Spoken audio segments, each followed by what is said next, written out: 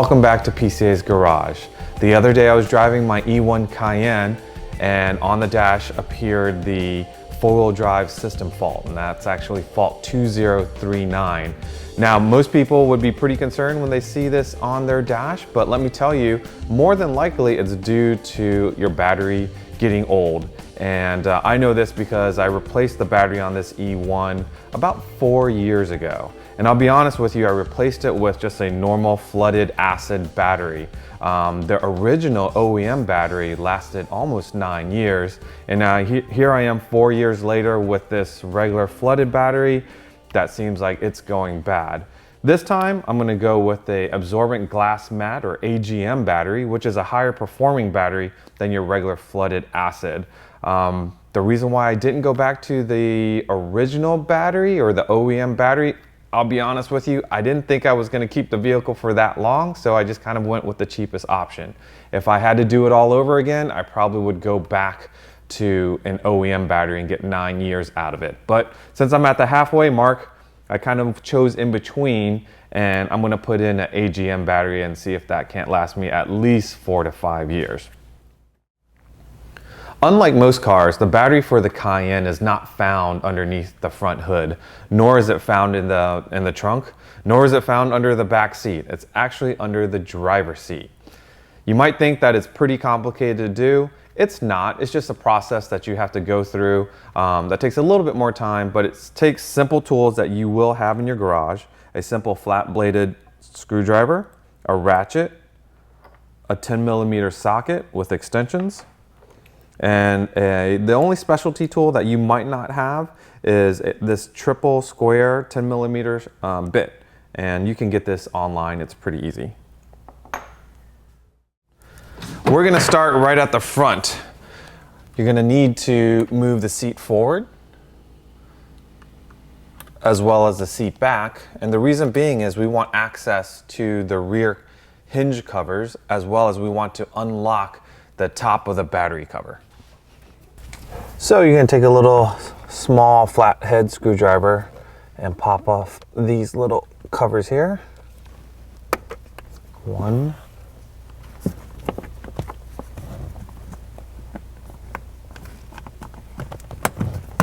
2, and these just simply pull back,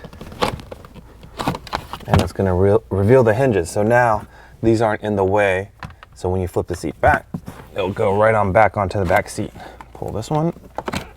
Once you remove the covers, you can peel back the carpet here, and it's gonna reveal 2 of the locks for the top here. Pop them off. All right, so we're done at the back of the seat.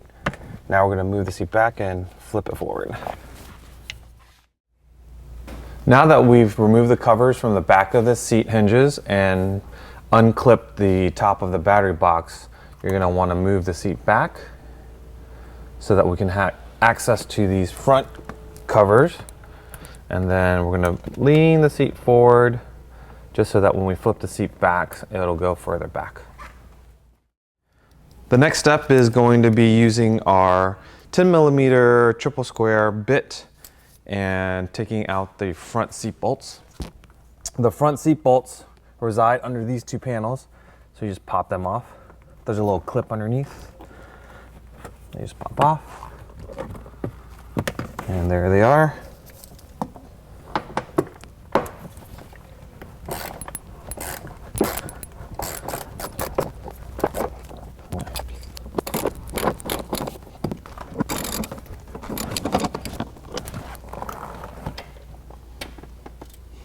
Oh, there's a goldfish. Now that we've removed both of the front seat bolts, you'll simply be able to lean the seat back on the hinge, and it's going to reveal the top of your battery. And what you're going to want to do is unclip it.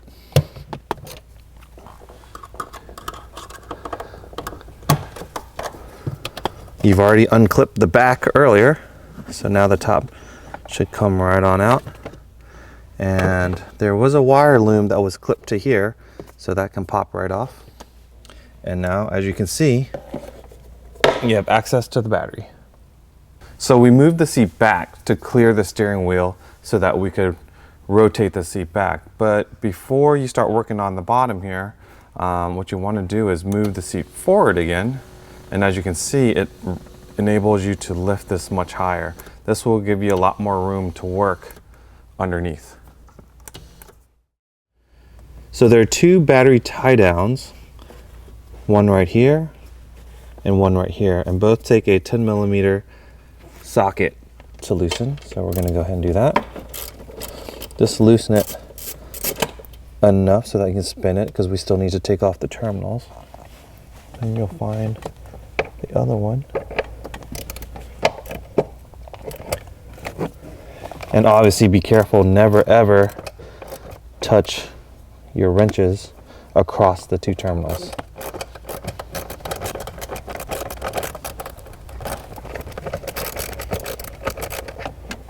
All right.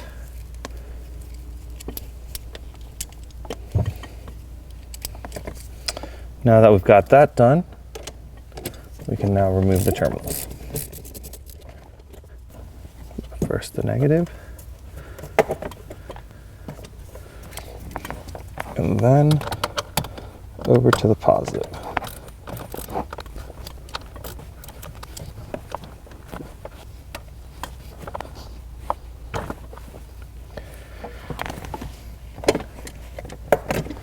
Now that both of the terminals are disconnected, you can remove the battery tie downs.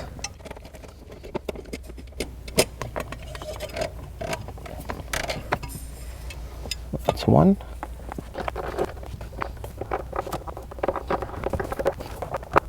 Okay, now that the second battery tie down is loosened, your battery should be loose.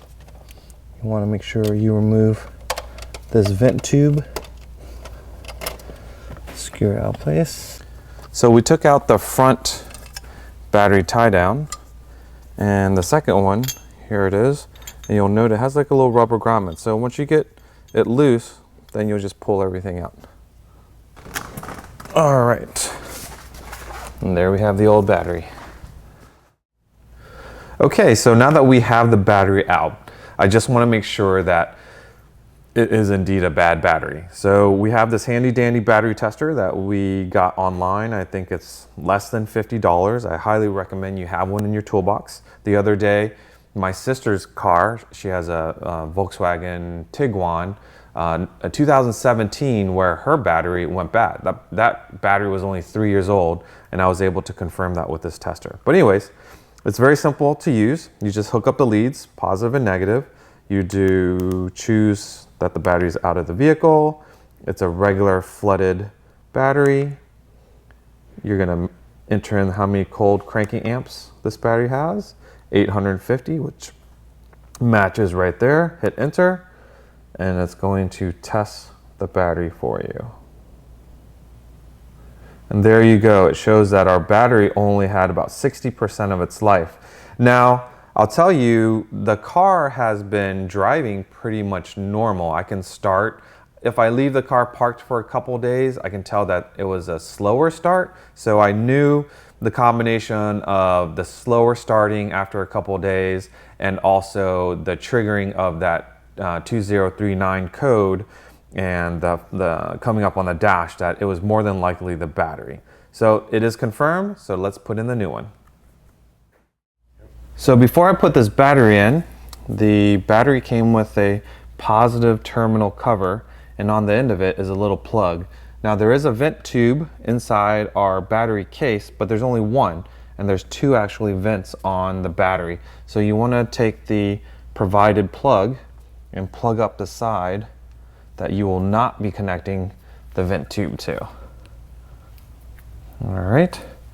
So the next thing we're going to do is we're going to lift the battery into the compartment.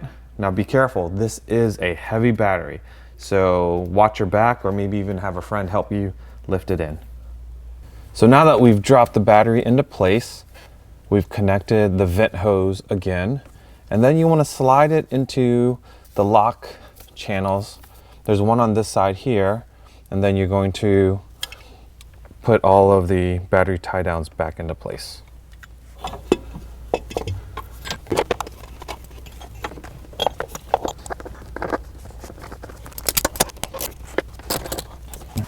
So now that our battery tie downs are in place, we're going to go ahead and connect the positive lead. And just press them in. You don't want to bang on the terminals. You just want to press them into place and then tighten them down. Now that we've got the positive, we'll go ahead and put the negative terminal down.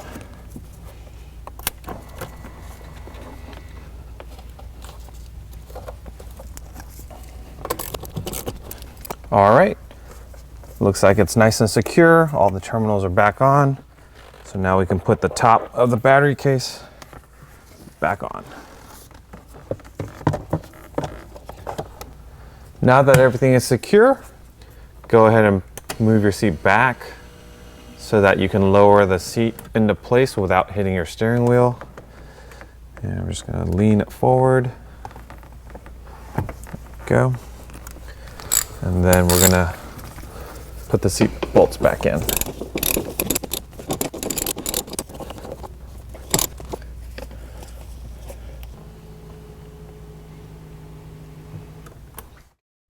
All right, so the final step is just to simply put back your covers here. They'll slide into place and lock. And then you have your little tabs here. They'll snap right back on. Slide it in. Make sure everything's lined up. There you go.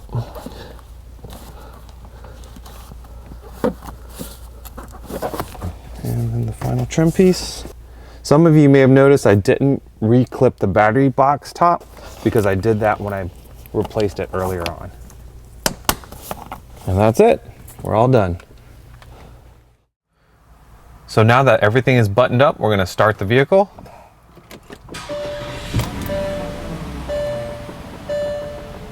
Now for some, you might notice that the traction control light may be on and you didn't have that before. What you need to do is actually drive the vehicle so the traction control system can reset itself. So that's what we're gonna do, and we're all done.